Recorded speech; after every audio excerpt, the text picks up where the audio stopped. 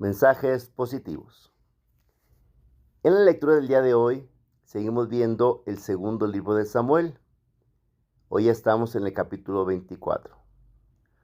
Vamos a ver un error muy grande que cometió David, que costó muchas vidas. Vamos a ver el porqué de ese error. Nos dice el texto tomado de 2 Samuel 24, versículo 2 y versículos de 9 al 17.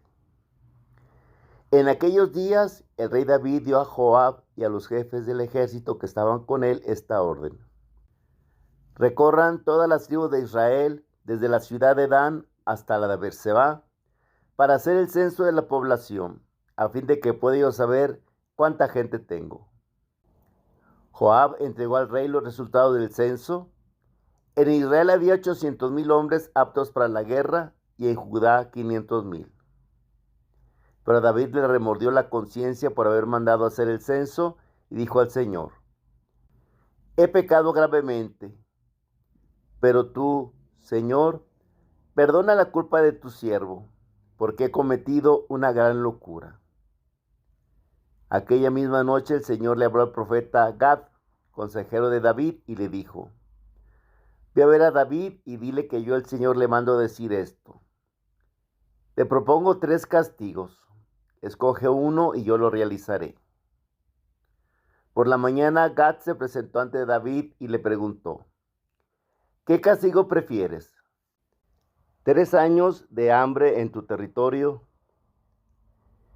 ¿3 meses de huir perseguido por tus enemigos? ¿O 3 días de peste en tus dominios? Piénsalo y dímelo para que pueda yo contestarle al Señor que me ha enviado. David respondió: estoy en un gran apuro, pero prefiero caer en manos de Dios, que es el Señor de la misericordia, que en manos de los hombres. Y escogió la peste. Era la época de la cosecha del trigo, cuando el Señor envió la peste sobre Israel. Desde aquella misma mañana hasta el tiempo señalado, desde Dan hasta Beerseba, murieron 70,000 hombres. Pero cuando el ángel del Señor había extendido ya su mano hacia Jerusalén para desatar ahí la peste, el Señor tuvo compasión y le dijo: basta ya, retira tu mano. En ese momento el ángel se hallaba ya cerca de Jerusalén, en los campos de Araúna el Jebuseo. Entonces el rey David, angustiado por el exterminio, oró así: soy yo, Señor, el que ha pecado. Soy yo, el pastor, quien ha obrado mal. ¿Qué culpa tienen ellos, que son las ovejas? Castígame pues a mí y a los míos. Pues sí, pero David dijo esto cuando ya habían muerto 70,000 hombres. Ay, David, David, David, David, David. ¿Cuál fue el problema? Un censo. Actualmente se hacen censos de la población y no pasa nada, ni gripa le da a nadie. Bueno, hay que ubicarnos en la mentalidad de aquel tiempo y de aquellos lugares. En aquella época, en la mentalidad hebrea, en la mentalidad oriental, las personas no se contaban, las personas no eran cosas, las personas no se podían contar. Por eso un censo era algo que no tenía sentido.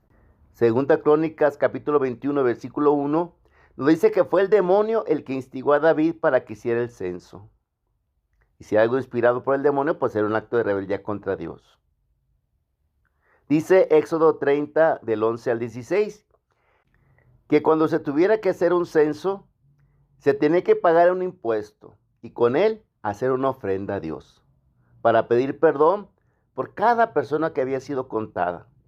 Y se advierte que se debe hacer eso para que no haya mortandad entre ellos. O sea, que eso de contar a las personas era un pecado que atraía la cólera de Dios. Y eso David lo sabía cuando se le ocurrió esta brillante idea de hacer un censo. Dice Éxodo 19:5. Ustedes son mi propiedad personal, mi segulá en hebreo. Esto en el contexto de la alianza del Sinaí. Les dice: ustedes son mi pueblo. Yo soy el dueño de todos los pueblos de la tierra, pero ustedes son especialmente míos. Por eso, solo él podía contarlos en dado caso, y ni a él le gustaba esa idea. Pero ¿por qué a David se le ocurrió hacer un censo? Ya vimos que fue instigado por el demonio. Era algo no querido por Dios. Desde ahí la cosa iba mal. David hizo el censo por alguna de estas tres razones. La primera, para cobrar impuestos y tener él más riqueza, más ganancia. O la segunda, para ver con cuánta gente contaba para poder declarar una guerra. O la tercera, por vanidad personal, para ver cuánta gente mandaba. Esas tres razones estaban en contra de la voluntad de Dios.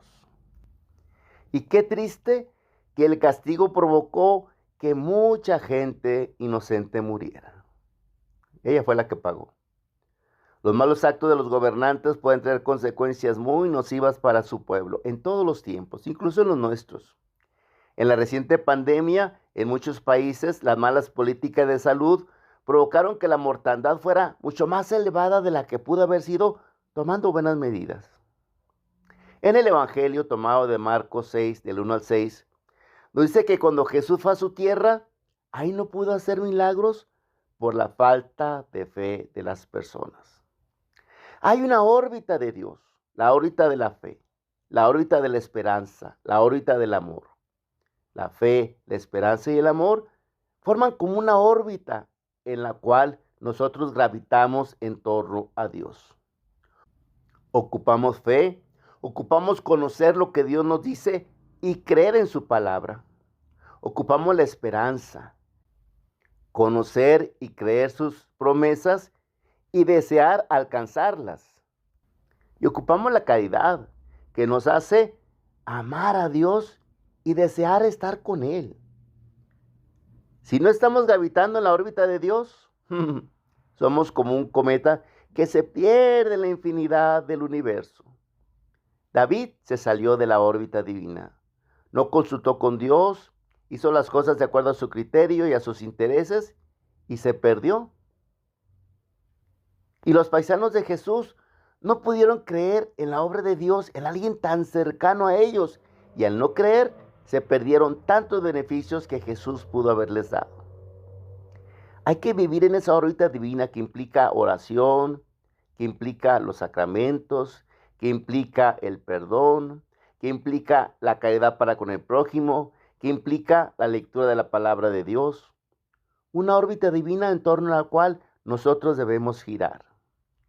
En la medida que giramos en torno a Dios, la vida se nos hace tan bonita. Ay, pero cuando dejamos de orar, cuando desconocemos nuestra religión, cuando no vamos a misa, cuando no cumplimos los mandamientos, cuando si acaso tenemos una Biblia, está llena de polvo y telarañas, entonces nos salimos de la órbita divina. Y es muy difícil que captemos a Dios en nuestra vida. Y lo más probable es que nos perdamos en el camino. Tarea para el día de hoy. Revisa qué tanto tú sigues en esa órbita divina.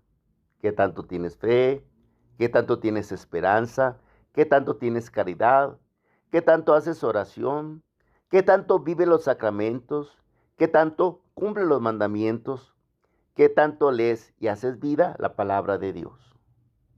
¿Qué tanto vives dentro de esta órbita de Dios?